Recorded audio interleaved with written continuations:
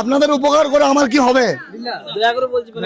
আপনাদের আমাকে একবার বলেন না, আমাকে একবার বলেন যে আপনাদের উপকার করে বা এই মানুষটার উপকার করে আমার কি হবে বলেন? না না না, এনাদের উপকার করলাম, না না, এনাদের উপকার করে কিছু লাভ নাই।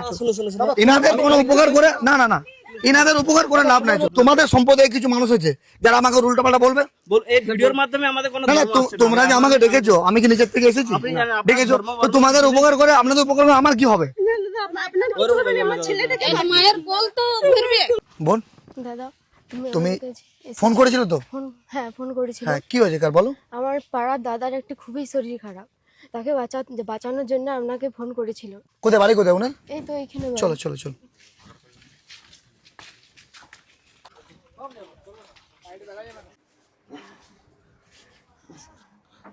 আপনাদের উপকার করে আমার কিছু লাভ হবে না, কিন্তু আমাদের সবাইকার চেষ্টাতে এই দাদারা যদি জীবনটা আমরা বাঁচিয়ে দিতে পারি, ভালো হবে কি হবে না?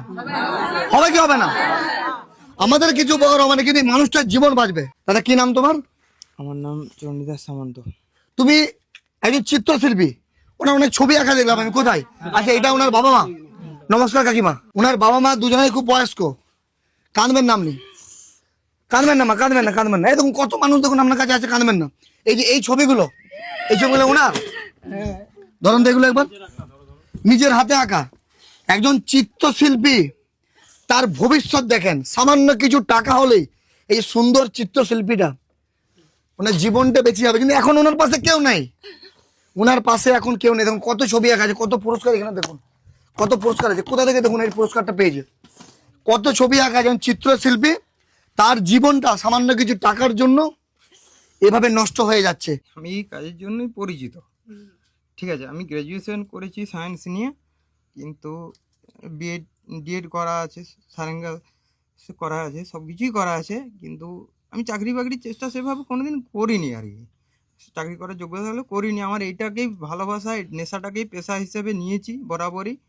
তো এখন 2023 সাল থেকে আমি সম্পূর্ণ কর্মক্ষম। আমি মানে এই তো এখন তো যা দেখছেন, একদম আমার উঠে দাঁড়ানোরও ক্ষমতা নেই। আমি একাই, আমার দাদা ভাই বোন কেউ নেই। বাবা মার আমি একটি ছেলে, এটা আগেও বলেছি। কিন্তু প্রত্যেকের ছেলেরা মেয়েরা মানে আমার বাড়িতে এসে মানে কি বলবো, মানে নিজের এরকম কেউ করে না, ঠিক আছে। নিজের যদি রক্তের সম্পর্কেও কেউ থাকে না, এরকম কেউ করে না। দেখেন মানে এত ভালো ছেলে এবং কেউ করে না এরকম, সবাই করে আমার জন্য। একটা শিল্পী, চিত্রশিল্পী, মাত্র 33 বছর বয়স। ছবিগুলো দেখে বুঝতে পারা যে বিভিন্ন সরকারি জায়গায় এনার ছবি টাঙানো থাকে। বিষ্ণুপুর মেলার গেট আমার টিম মিলে, বিষ্ণুপুর মেলার গেট তোমার টিমে? আমার পেন্টিং করেছি, মুকুটমণিপুর করেছি, স্কাল্পচার গ্যালারি সবকিছু ওগুলো করেছি। মুকুটমণিপুরে পেন্টিং এর কাজে আমি ছিলাম। আমি ওয়াল পেন্টিং, তারপর দুর্গাপুজোর থিম, বাঁকুড়া, বিষ্ণুপুর, সমস্ত জায়গায়। যে টাকাটা বলেছে 8 লক্ষ টাকা, সেটা করার জোটানোর মতো আর সামর্থ্য নেই। সরকারি ভাবেও চেষ্টা করি। 8 লক্ষ টাকা দিলেই তুমি ঠিক হয়ে যাবে? 8 লক্ষ টাকা জোগাড় হলে আমার অপারেশনের ইয়েটা হয়ে যাবে মোটামুটি। আর এই মানুষগুলোকে আপনাদেরকে টাকা দিয়ে এনেছে উনি? টাকা দিয়ে এনেছে? টাকা দিয়ে এনেছে? মানে ও নিজেই কাঁদছে যে আমি 3 বছর বাচ্চাগুলোর মুখ দেখতে পাইনি। দেখেন প্রত্যেকটা মানুষ, আমি এই চোখের দিকে একটু জুম করে দেখাতে বলো, প্রত্যেকটা মানুষের চোখে জল। মানে কার চোখে জল নেই? এই দিদি থেকে শুরু করে প্রত্যেকটা মানুষের চোখে জল শুধুমাত্র এই মানুষটার জন্য।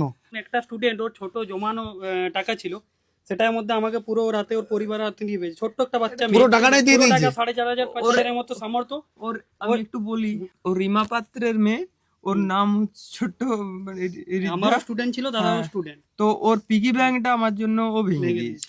মানে খুব ভাববে ভেঙে দিয়েছে। হ্যাঁ, এইটুকু ছোট্ট বাচ্চাটা কোথায় এসছে এখানে? না, ও তো আসতে পারেনি, বাঁকুড়ায় থাকে। আপনারা ভিডিওটা শেয়ার করেন, যাতে ভিডিওটা শেয়ার করলে আমাদের যে সরকার মেন যে দায়িত্ব আছে শুভেন্দু অধিকারী, তার কাছে যেন ভিডিওটা পৌঁছাতে পারি। সরকারের দৃষ্টিভঙ্গি যেন এই মানুষটার দিকে হয়। একজন চিত্রশিল্পী, বিষ্ণুপুর মেলার গেট থেকে শুরু করে মুকুটমণিপুরের যে থিম, সেই সব এনার হাতেই তৈরি। আমরা সরকারের কাছ থেকে আমাদের নিজেদের জন্য কিচ্ছু চাইছি না। আমি একজন স্বামী হারা, আমার 2টি বাচ্চা আছে, আমার 2টি বাচ্চাই ওর কাছে আঁকা শেখে। 2টো বাচ্চা আঁকা শেখে? আপনি আপনার জন্য কিছু চাননি? আমি আমার জন্য কিচ্ছু চাই না, ওর প্রাণ ভিক্ষা চাইছি। আমরা যারা এখন 3,000 টাকা করে সরকারি মাধ্যমে মহিলারা পাচ্ছি, সেই টাকাটা না নিয়ে আপনারা পারবেন এনাকে দিতে? পারবেন? আপনি পারবেন? হ্যাঁ, অবশ্যই আপনার তো পারবো। স্বামী নেই বললেন। না, আমি আমার যথাসাধ্য চেষ্টা করে যাই ওকে দেওয়ার জন্য। অন্নপূর্ণা ভান্ডার 3,000 টাকা না নিয়ে এই দাদাটাকে দিবে। আপনারাও 2 টাকা 5 টাকা দিয়ে এনাকে সহযোগিতা করেন। একজন চিত্রশিল্পী যদি আমাদের সমাজ থেকে হারিয়ে যায়, চিত্রশিল্পী হারিয়ে গেলে আমরা পাবো না। আমরা রাজনৈতিক পলিটিক নেতা মন্ত্রী প্রচুর পেয়ে যাব, কিন্তু আমরা চিত্রশিল্পীকে পাবো না। প্রত্যেকে যদি 2 টাকা 5 টাকা করেও দেয় না, তাতেও আমাদের টাকা, যেমন কি প্রত্যেক মানুষ যে আমরা প্রতিবেশী সবাই তো হেল্প করছে এখানে। এবং সকলে যে পুজো আসছে, পুজোতে আজে বাজে খরচা না করে বা 1 বছর পুজোয় যদি না এনজয় করলে তো কি হলো, নতুন জামা না কিনলে। তো দাদাকে সবাই আমি বলবো সেই নতুন জামা বন্ধ করে, নতুন জামা আর পুজোতে খরচা না করে যদি খরচা এনাকে না করে, সহযোগিতা করা অবশ্যই, যায়, অবশ্যই। তো ভিডিওটা আপনারা প্রত্যেকে শেয়ার করুন। আর যদি আপনাদের সামর্থ্য হয় 2 টাকা 5 টাকা দিয়ে এই ফ্যামিলিটাকে একটু সহযোগিতা করুন।